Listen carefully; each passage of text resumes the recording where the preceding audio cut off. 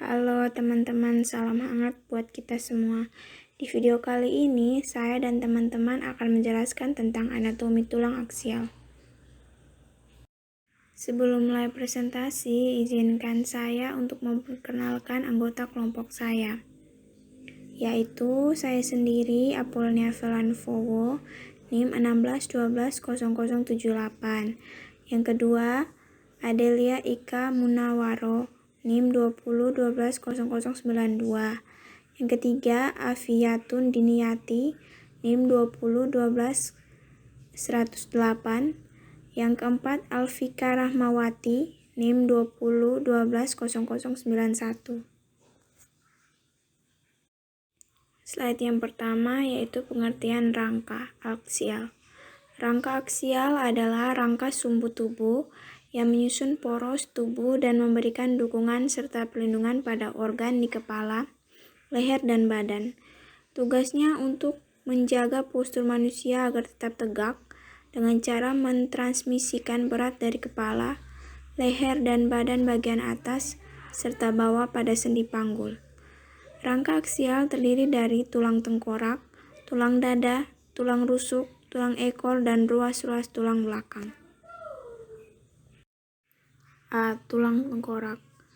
Tulang tengkorak berfungsi melindungi organ tubuh bagian dalam seperti otak, mata, lidah, dan telinga, bagian dalam serta berfungsi untuk membentuk wajah.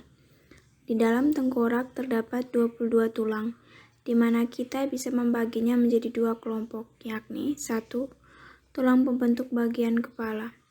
Tulang pembentuk bagian kepala meliputi tulang baji atau stephenoid 2 tulang, tulang tapis atau ethmoid 1 tulang, tulang pelipis atau temporal 2 tulang, tulang ubun-ubun atau parietal 2 tulang, tulang dahi atau frontal 1 tulang, dan tulang kepala belakang atau oksipital 1 tulang. 2. Tulang penyusun wajah yang meliputi tulang rahang atas atau maksila 2 tulang, tulang rahang bawah atau mandibula 2 tulang, tulang pipi atau zygomaticus 2 tulang, tulang hidung atau nasale 2 tulang, tulang langit-langit atau palatinum 2 tulang, tulang mata atau lacrimalis 2 tulang, dan tulang pangkal lidah 1 tulang.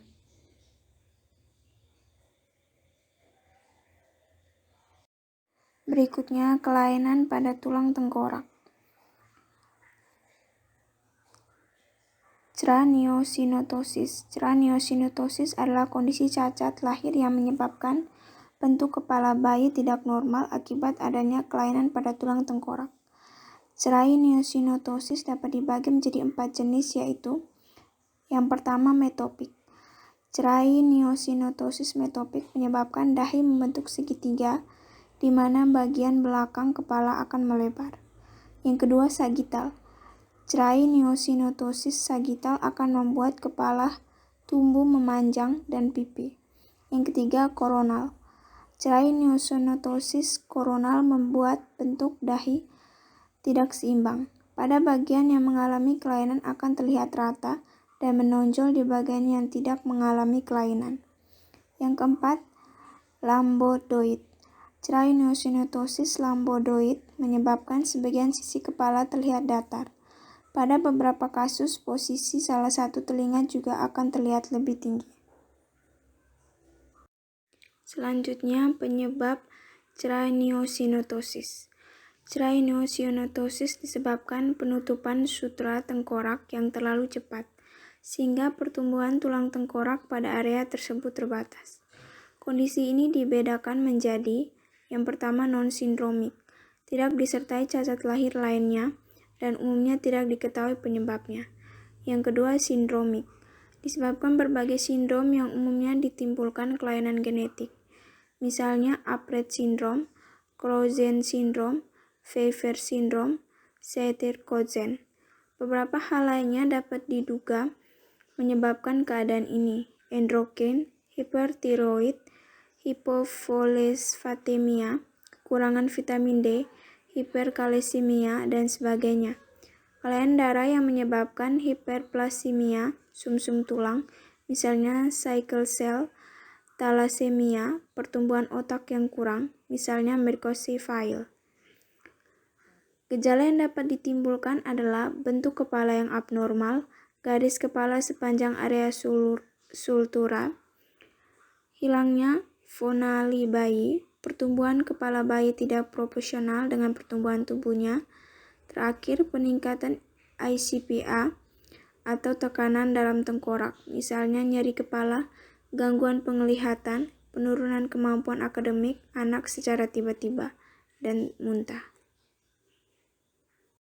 Berikutnya, pengobatan craniosynostosis. Penanganan kasus craniosynostosis biasanya dilakukan oleh ahli bedah saraf pediatrik. Pembedahan memang merupakan pilihan utama pengobatan dalam kasus ini. Melalui proses pembedahan diharapkan dapat memperbaiki bentuk tulang tengkorak dan mengurangi serta mencegah tekanan pada otak. Jenis pembedahan yang umum dilakukan untuk menangani craniosynostosis adalah: yang pertama, bedah endoskopi yang umumnya dilakukan pada bayi yang berusia di bawah 6 bulan. Namun pembedahan ini hanya bisa dilakukan jika hanya satu sutura saja yang bermasalah. Yang kedua, bedah terbuka yang dilakukan pada bayi berusia di atas 6 bulan. Pembedahan ini dapat membantu memperbaiki bentuk tulang tengkorak yang tidak profesional. B. Tulang dada atau sternum dan tulang rusuk atau costae. Tulang dada termasuk tulang pipih, terletak di bagian tengah dada. Pada sisi kiri dan kanan, tulang dada terdapat tempat lekat dari rusuk. Bersama-sama dengan rusuk, tulang dada memberikan pelindungan pada jantung, paru-paru, dan pembuluh darah besar dari kerusakan. Tulang dada memiliki 3 bagian, yaitu: yang pertama, bagian kepala atau tulang hulu, yang disebut manubrium, terletak di bagian atas dari tulang dada, yang merupakan tempat melekatnya tulang rusuk yang pertama dan kedua.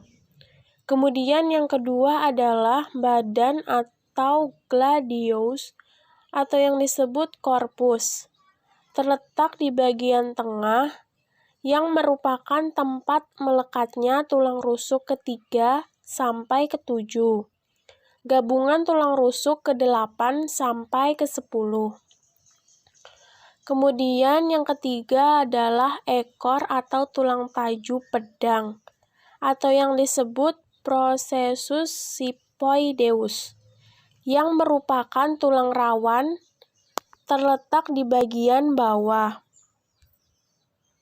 Kelainan tulang dada.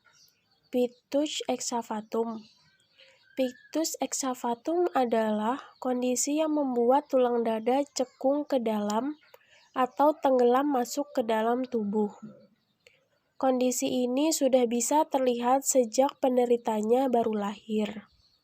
Namun, gejalanya akan terlihat semakin parah saat pengidapnya menginjak usia remaja. Sebenarnya, pictus excavatum terjadi karena kuatnya pertumbuhan jaringan ikat yang menghubungkan tulang rusuk ke tulang dada atau sternum, sehingga tulang dada pun tumbuh ke dalam. Pictus excavatum tidak bisa dianggap remeh. Jika kondisinya parah, maka pictus excavatum bisa mengganggu fungsi organ tubuh yang berada di sekitar tulang dada, seperti jantung dan paru-paru. Dari segi psikologis, kasus pictus excavatum yang tergolong ringan sekalipun bisa membuat anak-anak tidak percaya diri terhadap tubuhnya sendiri. Penyebab pictus excavatum. Sampai saat ini, penyebab pasti pictus excavatum belum diketahui. Namun, kondisi ini diduga terkait dengan faktor keturunan. Dugaan tersebut muncul karena hampir 50% penderita pictus excavatum memiliki keluarga dengan kondisi yang sama. Anak laki-laki diketahui lebih berisiko mengalami pitus excavatum dibandingkan anak perempuan.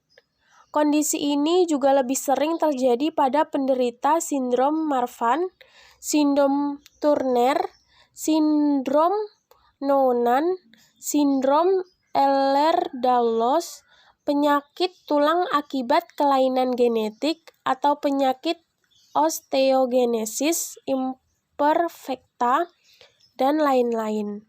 Gejala pitus excavatum. Gejala paling umum yang dirasakan penderita pitus excavatum adalah masuknya tulang dada ke dalam tubuh. Pada beberapa orang, kedalaman pitus excavatum akan semakin parah seiring bertambahnya usia. Penurunan performa olahraga jantung yang berdetak cepat, infeksi saluran pernapasan yang berulang-ulang, mengi, batuk, kelelahan, dan murmur jantung atau bising jantung abnormal. Pengobatan pitus excavatum. Yang pertama, menjalani fisioterapi yang dapat membantu memperbaiki postur dan memperlebar bagian dada penderita. Kemudian yang kedua adalah bila sudah parah, lakukanlah operasi dengan jenis operasi yang dapat dilakukan adalah operasi Nuss dan operasi Ravitch. C. Tulang rusuk. Tulang rusuk berbentuk tipis, pipih, dan melengkung bersama-sama dengan tulang dada membentuk rongga dada untuk melindungi jantung dan paru-paru. Tulang rusuk dibedakan atas 3 bagian, yaitu yang pertama, tulang rusuk sejati, yang kedua, tulang rusuk palsu, dan yang ketiga, tulang rusuk melayang. Selanjutnya adalah penjelasan dari bagian-bagian tulang rusuk. Yang pertama, tulang rusuk sejati berjumlah 7 pasang. Tulang-tulang rusuk ini pada bagian belakang berhubungan dengan ruas-ruas tulang belakang, sedangkan ujung depannya berhubungan dengan tulang dada dengan perantaraan tulang rawan. Yang kedua, tulang rusuk palsu berjumlah 3 pasang. Tulang rusuk ini memiliki ukuran lebih pendek dibandingkan tulang rusuk sejati. Pada bagian belakang berhubungan dengan ruas-ruas tulang belakang, sedangkan ketiga ujung tulang bagian depan disatukan oleh tulang rawan yang melekatkannya pada satu titik di tulang dada. Dan yang ketiga, tulang rusuk melayang berjumlah 2 pasang. Tulang rusuk ini pada ujung belakang berhubungan dengan ruas-ruas tulang belakang, sedangkan ujung depannya bebas. Tulang rusuk juga memiliki fungsi, yaitu melindungi jantung dan paru-paru dari goncangan, melindungi lambung, limfa, dan ginjal, serta membantu pernafasan. Kemudian, rasa sakit dan ngilu atau nyeri pada tulang rusuk. Ada berbagai faktor yang bisa menyebabkan nyeri pada tulang rusuk dan sekitarnya, mulai dari tulang rusuk yang patah hingga kanker paru. Nyeri yang berhubungan dengan tulang rusuk dapat timbul tiba-tiba dan terasa tajam maupun tumpul. Penyebab tulang rusuk terasa sakit yang sering ditemukan adalah yang pertama, cedera. Cedera yang dapat terjadi adalah patah tulang rusuk, memarnya bagian rusuk, dan otot rusuk yang tertarik. Yang kedua, kostokondritis. Kondisi ini ditandai oleh peradangan pada tulang rawan di rusuk yang seringkali terjadi pada sendi kostosternal. Yang ketiga, pleuritis. Peradangan pada lapisan paru dan perut yang disebut pleura juga dapat menjadi penyebab tulang rusuk karena sakit. Kondisi peradangan lain yang sering terjadi pada paru-paru seperti bronkitis juga dapat mengakibatkan tulang rusuk terasa sakit. Kemudian yang keempat, kanker. Yang kelima, fibromialgia. Keenam, emboli paru. Dan yang ketujuh, spasme otot dada. Otot antar rusuk seringkali menjadi penyebab tulang rusuk terasa sakit. Ini kerap disebut dengan otot yang tertarik. Selanjutnya, D. Tulang ekor. Tulang ekor adalah titik tempat berbagai otot, tendon, dan ligamen merekat. Terletak di ujung bawah tulang belakang, tulang ekor terdiri dari 3-5 buah tulang kecil yang disebut tulang coccygeal vertebra. Tulang ekor berfungsi untuk menyangga tulang-tulang di sekitar panggul dan menjadi titik pertemuan dari beberapa otot kecil, mendukung dan menjaga kestabilan seseorang dalam posisi duduk. Beberapa hal yang seringkali jadi penyebab timbulnya sakit pada tulang ekor. Yang pertama, cedera. Kedua, duduk di permukaan yang keras atau sempit. 3. Melahirkan secara normal. Proses melahirkan normal yang sulit hingga membutuhkan penggunaan alat seperti forceps juga bisa mencederai tulang ekor. Proses melahirkan normal yang sulit tersebut bisa menyebabkan tulang ekor memar, patah, atau cedera ligamen-ligamen di sekitarnya karena peregangan yang terlalu kuat. 4. Penyakit sendi degeneratif. 5. Kelainan bentuk tulang ekor. 6. Gangguan pada saraf. Dan yang ketujuh, kaku otot dasar panggul. Tulang belakang. Tulang belakang memiliki sifat lentur, namun sangat kuat, bahkan mampu menopang 2/3 dari berat badan manusia. Tulang belakang berperan melindungi saraf-saraf yang terdapat pada tulang belakang, menegakkan badan kita, dan membantu dalam memutar kepala kita. Ada 33 ruas pada tulang belakang, di mana ruas ini membentuk suatu kesatuan tegak memanjang sebagai sumbu tubuh.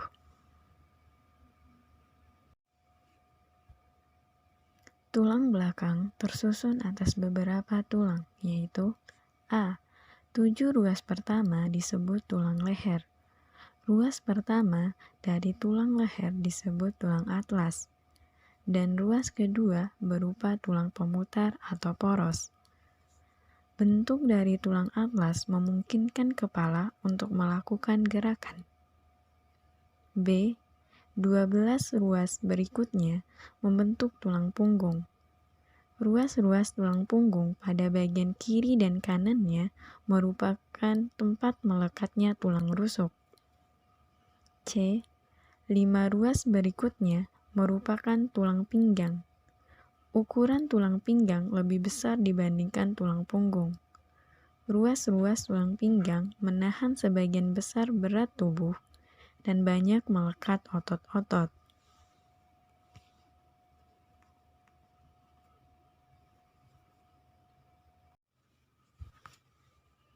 D.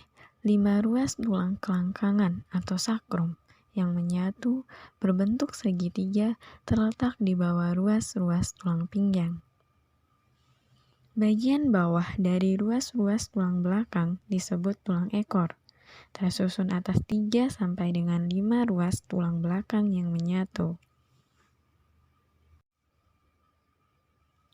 Kelainan tulang belakang.